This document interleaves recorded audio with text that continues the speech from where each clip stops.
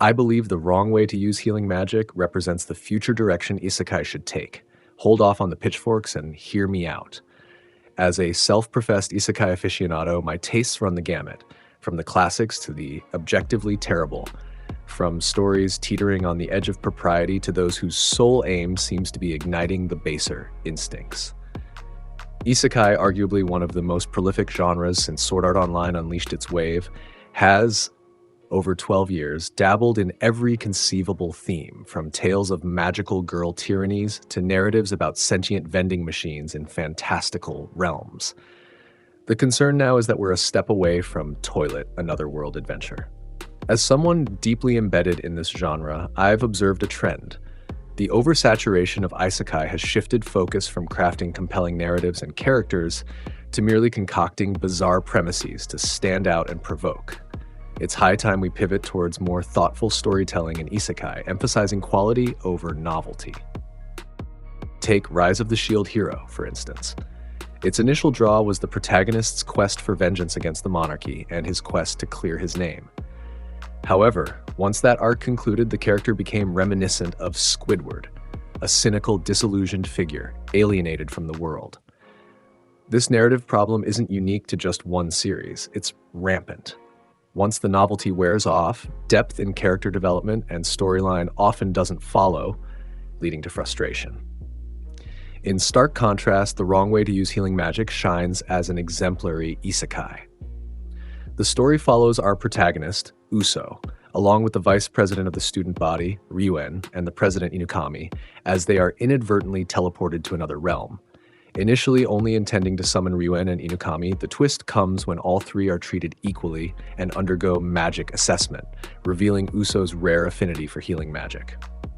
Under the tutelage of Rose, a formidable figure, Uso learns to wield healing magic in combat rather than for traditional therapeutic purposes. This anime's unique angle, the unconventional application of healing magic, sets it apart, emphasizing innovation in its storytelling and character development. Admittedly, I experienced a moment of déjà vu with the wrong way to use healing magic. Accustomed as I am to the relentless stream of revenge narratives and provocatively divisive themes, my initial reaction to the plot twist, where they hadn't intended to summon Uso, was an eye roll so vigorous I practically saw the inside of my skull. I was braced for the cliché.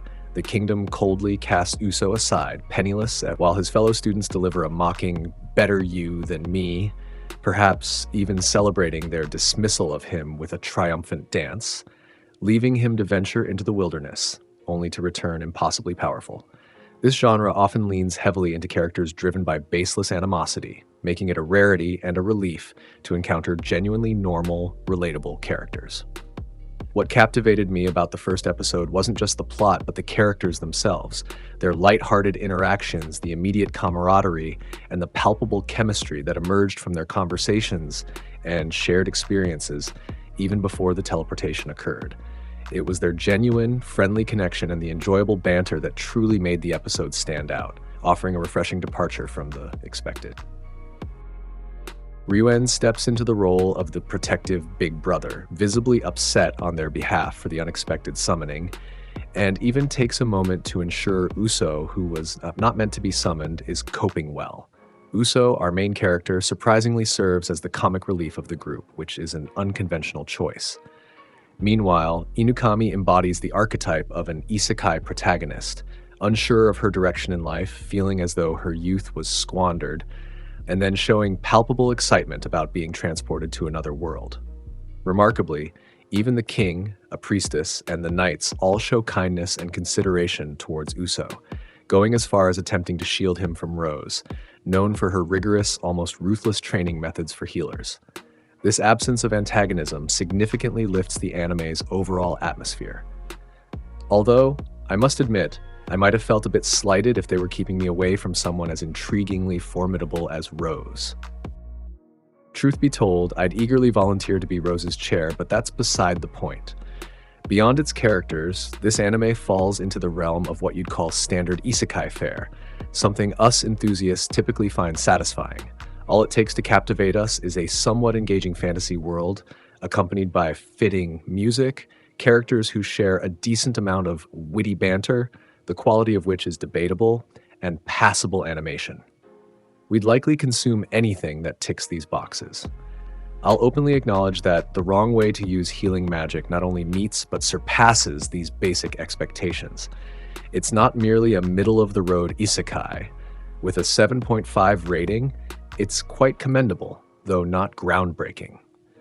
This anime serves as a prime example of how adhering to the fundamentals of storytelling and character development can craft a compelling isekai without resorting to outlandish gimmicks like battle-hardened strategists engaging in rap battles.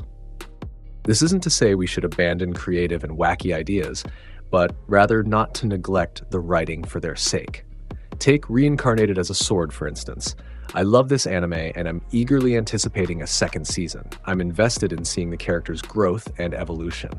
However, I'm not interested in concepts like Another World's Toilet. I hope you enjoyed this video. If you did, please like and subscribe, and share your thoughts on the wrong way to use healing magic in the comments. See you in the next video.